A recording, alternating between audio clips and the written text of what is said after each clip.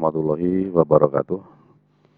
Ketemu lagi dengan saya di materi pembelajaran matematika. Kali ini kita akan mempelajari materi yang kedua pada pembahasan teorema Pythagoras, yaitu triple Pythagoras.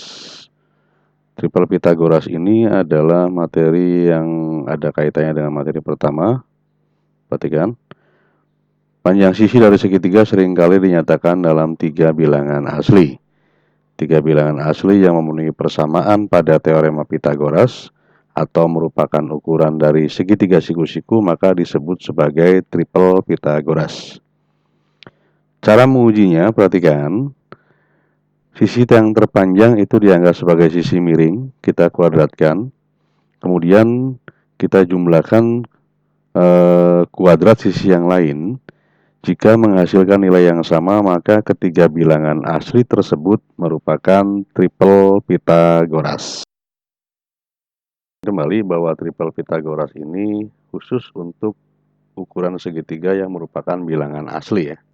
Kita ambil contoh, ada bilangan 3, 4, dan 5. Ini sudah saya pastikan merupakan triple Pythagoras. Nanti kita akan buktikan, perhatikan. Sisi yang terpanjang itu adalah sisi miring, maka kita kuadratkan 5 kuadrat sama dengan 20 kuadrat ditambah 4 kuadrat itu adalah 9 ditambah 16, menghasilkan 25 juga. Karena menghasilkan bilangan yang sama, maka 3, 4, dan 5 merupakan triple Pythagoras. Sekarang kita mencoba, manakah di antara kelompok 3 bilangan berikut yang merupakan triple Pythagoras? Pertama, 5, 12, 13. Yang kedua, 10, 15, 20. Yang ketiga, 12, 16, 20. Dan yang keempat, 2,4, 3,2, dan 4. Kita akan cek satu persatu nanti apakah 3 bilangan itu merupakan triple Pythagoras atau bukan. Pembuktian yang pertama. Kita ambil sisi yang terpanjang 13, dikuadratkan 169, kemudian 5 kuadrat 25, 12 kuadrat 144, dijumlahkan 169 juga, menghasilkan bilangan yang sama, maka bilangan itu disebut sebagai triple Pythagoras. Sedangkan pembuktian yang kedua, 20 kuadrat itu 400, kemudian 10 kuadrat 100, dan 15 pangkat 2 itu 225. Dijumlahkan 325. Di sini kita dapatkan bilangan yang tidak sama, berarti bukan triple Pythagoras. Sekarang pembuktian yang ketiga, kita lihat di sana menghasilkan bilangan yang sama juga, maka 12, 16, dan 20 merupakan triple Pythagoras. Sedangkan untuk yang keempat, di sana ada 2,4, 3,2, dan 4. Dari ketiga bilangan, terdapat bukan bilangan asli, maka bilangan-bilangan tersebut bukan triple Pythagoras. Saya ingatkan kembali, triple Pythagoras itu merupakan 3 bilangan asli ya. Sekarang kita bisa menggunakan pola untuk menemukan triple Pythagoras. Perhatikan polanya. P dan Q, kemudian P-nya dikuadratkan ditambah dengan Q kuadrat, ada P kuadratkan dikurangi dengan Q kuadrat, ada 2PQ. Nanti dari pola itu kita bisa dapatkan 3 bilangan asli yang merupakan triple Pythagoras. Ambil contoh 2 dan 1, nanti dikuadratkan 2-nya 4, ditambah dengan 1 itu adalah 5, 4 dikurangi 1 sama dengan 3,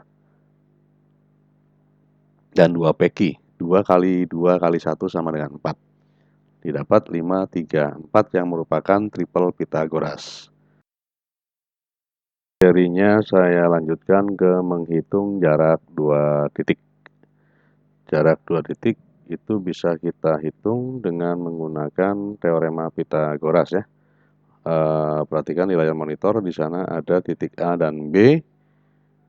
Kita bisa menghitung jarak dari A ke B, di sana dinyatakan dalam X ya. Caranya adalah kita buat garis mendatar dan vertikal sehingga nanti ada titik perpotongan Dari A mendatar, kemudian dari B-nya vertikal, ada titik perpotongan di siku-sikunya, di sudut siku-sikunya di sana. Pada sudut siku-siku yang ada, kita lihat jarak dari A menuju ke titik siku-sikunya, sudut siku-sikunya adalah 6 satuan, sedangkan jarak dari B menuju ke sudut siku-sikunya adalah 1, 2, 3, 8 satuan itu ya. Sehingga kita dapatkan sebuah segitiga siku-siku dengan sisi yang mendatar adalah 6 satuan dan sisi tegaknya adalah 8 satuan. Dengan teorema Pitagoras kita temukan X kuadrat sama dengan 6 kuadrat ditambah 8 kuadrat, 36 ditambah dengan 64 menghasilkan 100 diakarkan sama dengan 10. Sehingga jarak dari titik A ke titik B adalah 10 satuan. Sekarang kita coba titik-titik tadi kita letakkan dalam bidang koordinat. Titik P-nya negatif 4,5 dan titik Q-nya 8, negatif 4. Dengan cara yang sama, kita bisa menghitung berapa jarak dari titik P menuju ke titik potong. Nanti kita buat, nah, jarak dari titik P-nya adalah menuju titik potong itu 1, 2, 3, 4, 5, 6, 9 satuan. Sedangkan jarak dari titik Q menuju titik perpotongan tadi 12 satuan. Kita dapatkan sebuah segitiga dengan ukuran sisi mendatar 12 satuan dan sisi tegaknya adalah 9 satuan. Yang sama kita dapatkan X kuadratnya 225, kemudian diakarkan adalah 15. Maka jarak dari titik A menuju titik B adalah 15 satuan. Sekarang kita temukan ini dengan cara yang lain. Titik P negatif 4,5 menuju titik Q 8, negatif 4.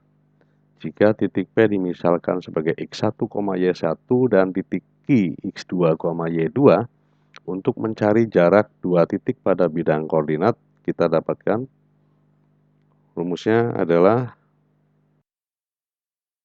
dari X1 dikurangi X2 pangkat 2 ditambah dengan Y1 dikurangi Y2 pangkat 2. Kita lihat di sana negatif 4,5 dan 8, negatif 4. Kita dapatkan negatif 4 dikurangi 8 dikuadratkan, kemudian 5 dikurangi negatif 4 juga dikuadratkan. Nanti hasil penjumlahannya kita akarkan, yaitu 144 ditambah 81, 225 diakarkan sama dengan 15. Sehingga jarak dari P menuju titik Q adalah 15 satuan. Sekarang kita coba latihannya. Di sana ada untuk tentukan jarak dari dua titik berikutnya. Yang pertama adalah titik A 2,5 ke titik B 8,13, titik P negatif 2,7 ke titik Q 10,21, dan yang ketiga 4, negatif 5 ke titik S 14,21. Silakan dicoba. Demikian pembelajaran kali ini. Terima kasih sudah menonton. Assalamualaikum warahmatullahi wabarakatuh.